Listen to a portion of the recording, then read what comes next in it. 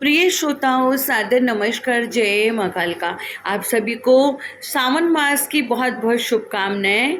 आज शिव पुराण का श्री गणेश करते हैं। एक बार शौनक जी ने महाज्ञानी सूत जी से पूछा था, आप संपूर्ण सिद्धांतों के ज्ञाता हैं, कुछ ऐसा बताइए कि ज्ञान और वैराग्य सहित भक्ति से विवेक की बुद्धि और वृद्धि कैसे होती है। साधारण पुरुष, साधु पुरुष सभी कैसे अपना कल्याण कर सकते हैं। ऐसा साधन जिससे कि सभी मनुष्य जो हैं वो सरलता से शिव को पा सके। तो भगवान ने शिव पुराण के लिए बताया। पुराण शिव भगवान को संतुष्ट करने वाला अमृत के समान दिव्य शास्त्र है। पढ़ने से सभी सुखों को प्राप्त करके शिव लोक को प्राप्त किया जा सकता है। दुख दरिद्रता दूर होती है। प्रेम पूर्वक पढ़ना और सुनना चाहिए। देवराज शिव को शिवलोक की प्राप्ति। चंचुला का संसार से कैसे वैराग्य हो गया, मैं कथा आपको सुनाऊंगी। देवराज ब्राह्मण की कथा है, जिसे सुनने पढ़ने से पापी से पापी मनुष्य भी तर जाता है। बहुत पहले की बात है। किरातों के नगर में देवराज नाम का एक ब्राह्मण रहता था।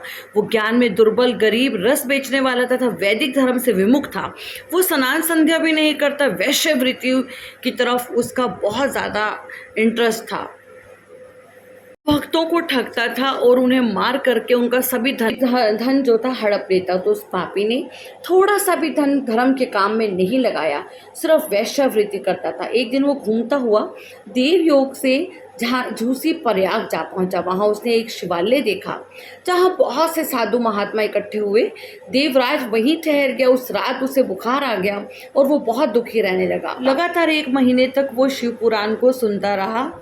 उसी अवस्था में उसका निधन हो गया, चल बसा। यमराज के दूत उसे बांधकर यमपुरी लेके वहां शिवलोक से भगवान शिव के पार्षद गण आ गए।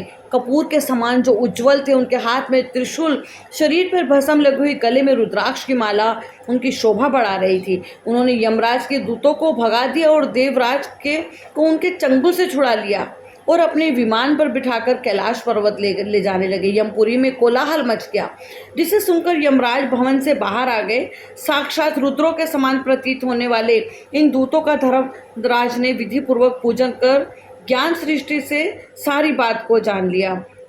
दूतों ने कैलाश ले जाकर भगवान को सौंप दिया देवराज को। शौनक जी ने कहा, महाभाग सूत जी, आप सर्वज्ञ हैं। आप कृपा कर प्रसाद, इस कृपा प्रसाद से मैं धन्य हो गया। इस कथा को सुनकर मेरा मन आनंदित हो गया। भगवान शिव में प्रेम बढ़ाने वाली इसी तरह की आगे भी मैं आपको कथाएं सुनाऊंगी। आज के दिन आप शिव भगवान को कोई भी एक वस्तु अपने घर में से मीठा जो आप चाहें चढ़ाइए। भगवान हमारी शिव पुराण की कथा को बिना विघ्न बाधा के संपूर्ण करना। हर हर महादेव, घर घर महादेव। नेक्स्ट वीडियो या शॉर्ट में आपको आज के दिन की जाने वाली और पूरे सावन में की जाने वाली रेमेडीज के बारे में बताऊंगी। आप हर हर महादेव, घर घर महादेव कहते हुए अपना कल्याण करते जाइए। शिव भोलेनाथ की कृपा हम सब पर, सुनने वाले पर बनी।